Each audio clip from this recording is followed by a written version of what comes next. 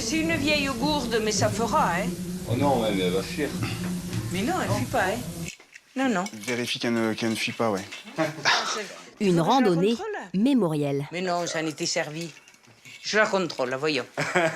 Bon, on y vient... Avec ses fils, Philippe et Aurélien, C'est parti. Marie-Thérèse va traverser les Pyrénées à pied pour rejoindre l'Espagne, Et le soir, comme l'a fait son père Joseph il y a 75 ans, pendant la Seconde Guerre mondiale. Ça, c'est les photos. génial.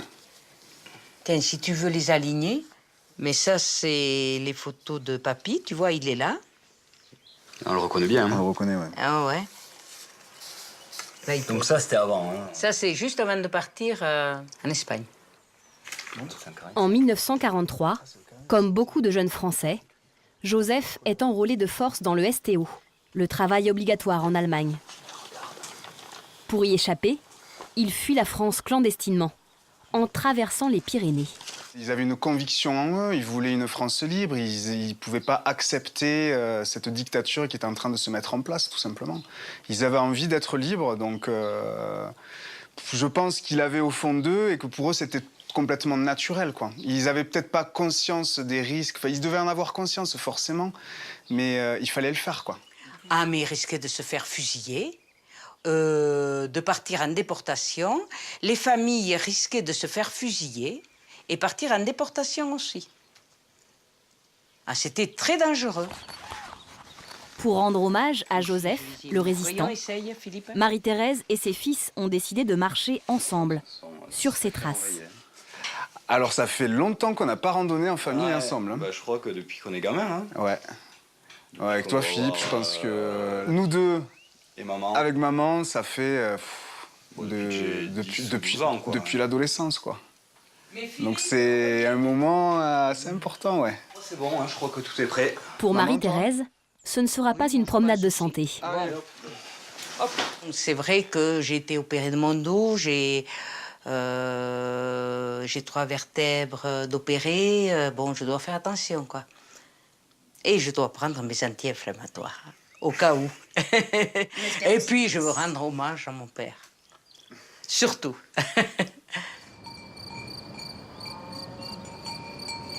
Ce pèlerinage, ils ne le feront pas seuls. Chaque été, une centaine de randonneurs viennent comme eux, rendre hommage à un membre de leur famille sur les chemins de la liberté. S'il vous plaît.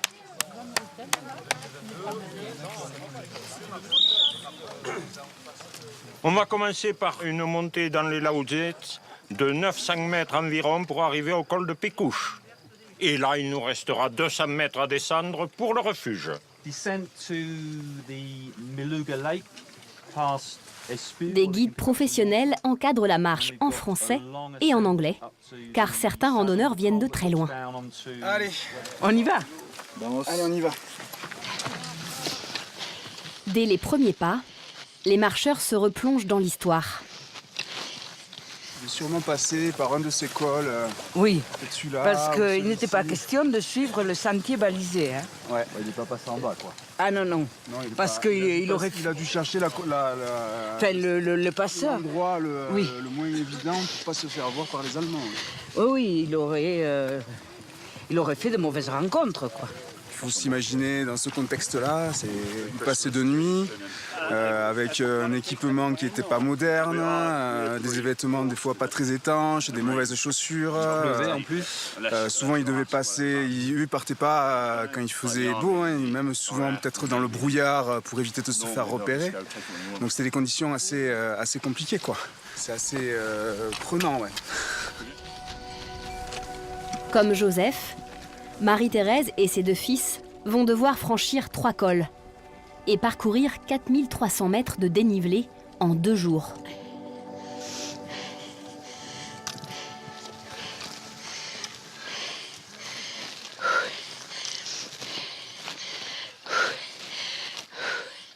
Ça me...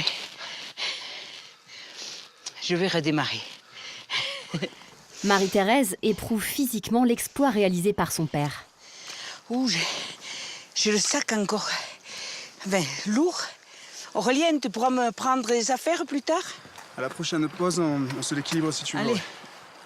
Et j'en donnerai un peu à Philippe aussi. Ça va le dos? Ouais, ça va, mais bon, il faut que je fasse gaffe, quoi.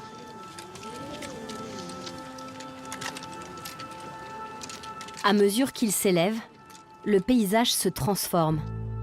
Et l'ascension est de plus en plus difficile.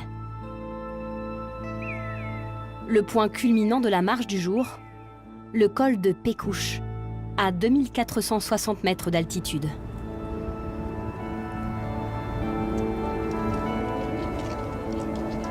Un passage dangereux, où les fugitifs pouvaient difficilement se dissimuler. 5000 personnes ont trouvé la mort dans les Pyrénées, sur les chemins de la liberté pendant la Seconde Guerre mondiale.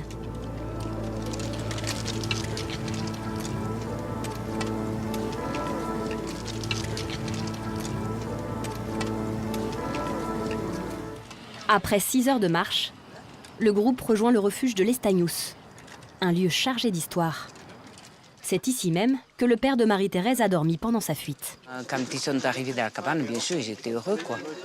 Ils ont arraché, du premier, il y avait un dortoir, ils ont arraché des planches pour faire du feu, pour se réchauffer.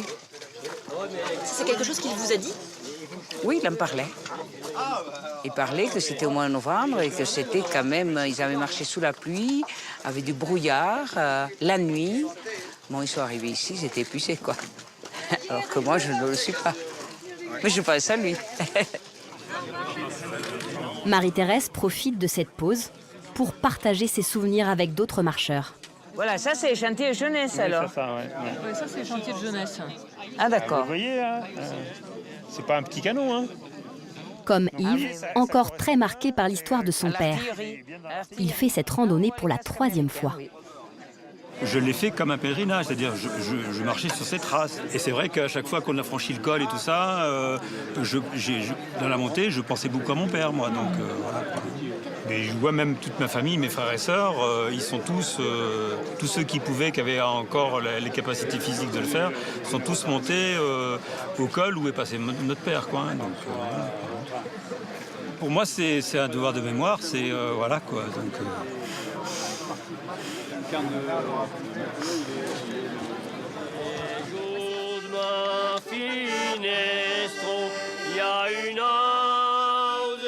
Ce soir, c'est au son de l'hymne occitan que les randonneurs rendent hommage à la mémoire de tous ceux qui ont fui le nazisme et choisi la liberté au péril de leur vie. Demain, ce sera le moment que tous attendent, le passage en Espagne.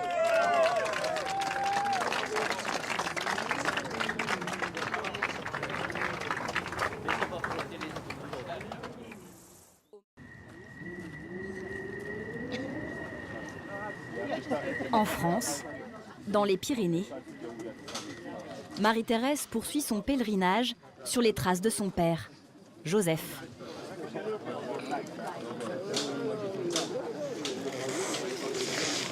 Comment s'est passée la nuit, Marie-Thérèse?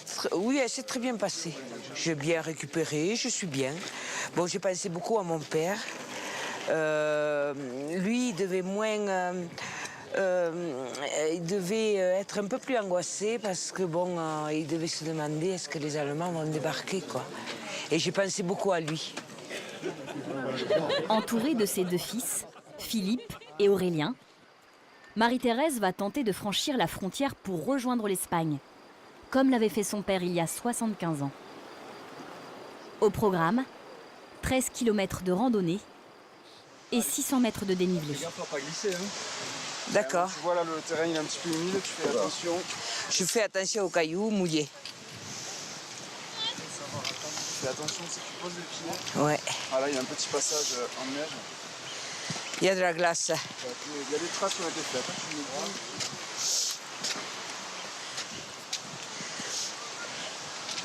Tu es sécurisant, Aurélien.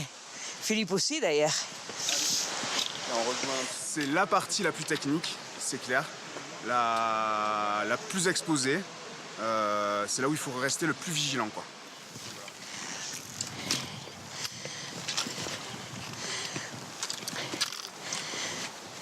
Et là, t'as un peu une marche. Partie depuis une demi-heure seulement, Marie-Thérèse peine déjà. Poser les pieds bien à plat entre les blocs. Le sentier est chaotique et de plus en plus raide.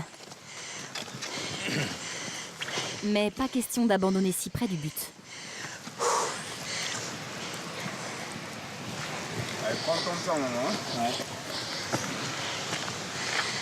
Il faut se mettre un petit peu dans le contexte. En juin 1943, là, quand ils ont fait cette traversée, on avait sûrement encore de la neige. Donc des pentes abruptes, glissantes, ils étaient mal équipés. Il ne fallait pas se blesser. C'est la dernière ligne droite, mais il faut rester vraiment très vigilant.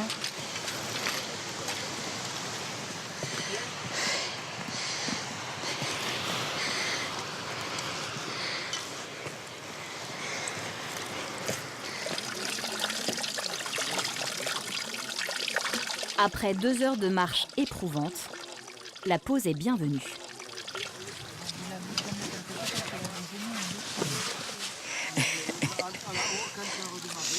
Si j'avais pas fait ça, bon, on s'en rend moins compte.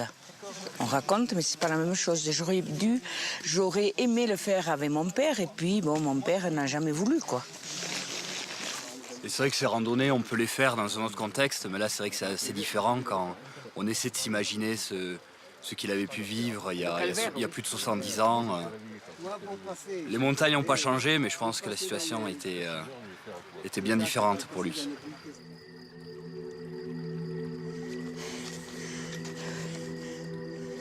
Le plus dur reste à faire. Encore 3 heures de marche pour atteindre l'Espagne.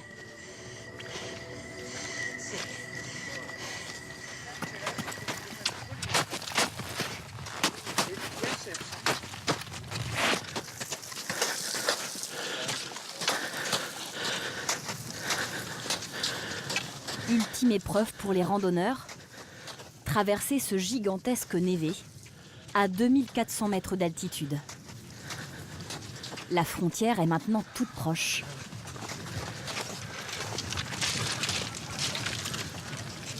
Allez, voilà, le col, 20 mètres dessus de nous, la frontière, la liberté.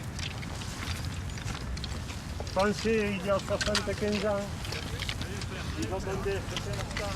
Qu'est-ce que tu ressens? Ouh là là, après tant d'efforts, quel bonheur il devait avoir, mon père. Enfin, la liberté. Il nous reste quelques mètres. On y arrive. Et non, c'est vrai qu'avec mon frère et ma mère, je pense qu'on se met un petit peu à la place de notre grand-père. Ça devait être très chargé en émotions à cet instant. Ouais, enfin l'Espagne, la liberté, après tant d'efforts. Oh. Quel bonheur. Allez, on fête ça. Enfin, on est libre.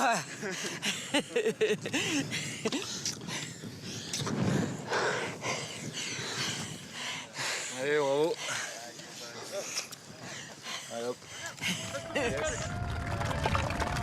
Marie-Thérèse a relevé le défi. Bon, je pense que papy peut être fier de nous, non? Ah oui, hein? Ah oui, et nous on est fiers de lui. Hein? Allez.